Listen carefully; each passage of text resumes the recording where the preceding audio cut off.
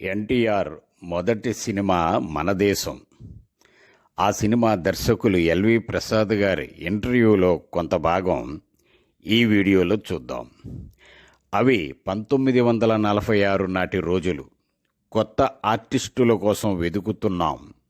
దీనికి సంబంధించి ఓ న్యూస్ పేపర్లో ప్రకటన కూడా ఇచ్చాం.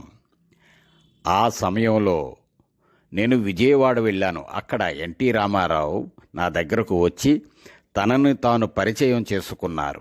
అనేక నాటకాల్లో నటించానని చెప్పారు. ఆయన్ని చూడగానే ఒక్క క్షణం నేను ఆనందానికి లోనయ్యాను.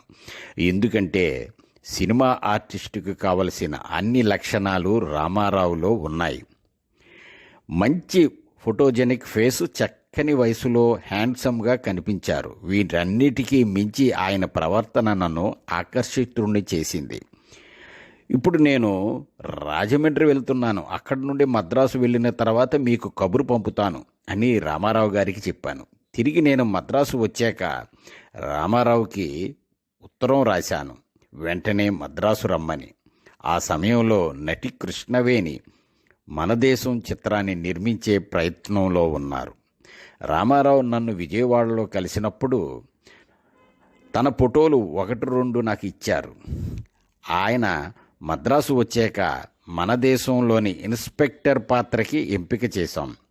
అప్పటికే హీరోగా నారాయణరావుని నిర్ణయించాం. ఈ చిత్రంలో నాగయ్య కూడా నటించారు.